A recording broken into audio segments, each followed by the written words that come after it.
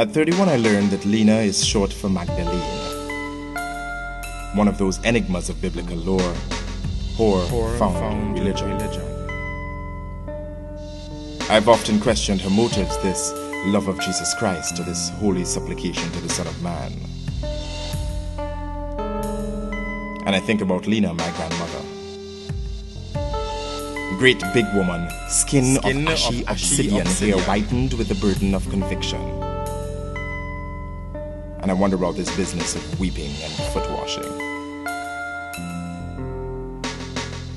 But I can only remember her iron hand in rigid schedules, her admonition on catching me daydreaming on the outhouse roof. Get down off that thing, boy, you have your book to study. What kind of man do you expect to become? I recall her jacking up of my equally stern grandfather, informing him of the folly of any repeated attempts to hit her. Never does Mary Magdalene come to mind. Not in the helpless weeping for the crucified way, not in the convenient Catholic depictions of feminine frailty, of morals and spirit. I know of a Magdalene with fight. More Joan of Arc than Maid Marian, more Sojourner Truth than damsel in distress. And I want to tell the withering, two-dimensional ghost couched and crumpled at the foot of the cross, Get up and fight, woman, wake up and live if you love him. Jack up the Pontius Pilate and refuse surrender.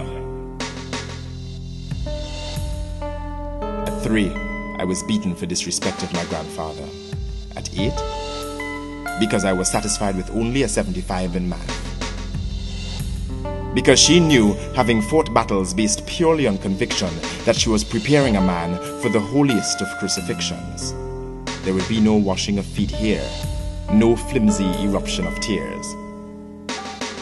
Only the austerity of a warrior, and a Puritan insistence on perfection and effort.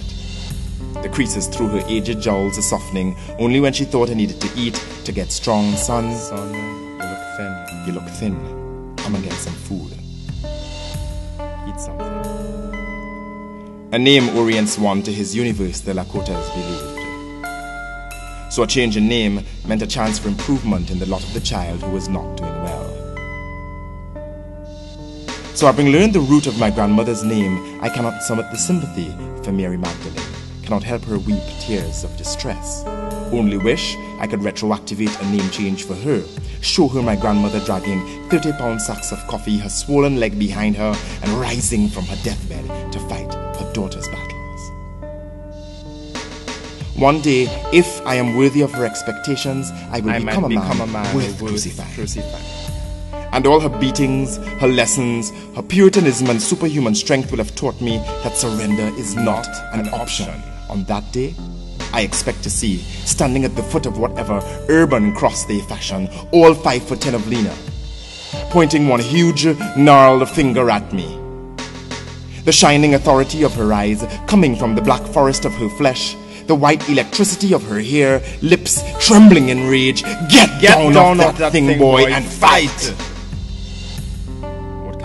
What kind of man do you intend?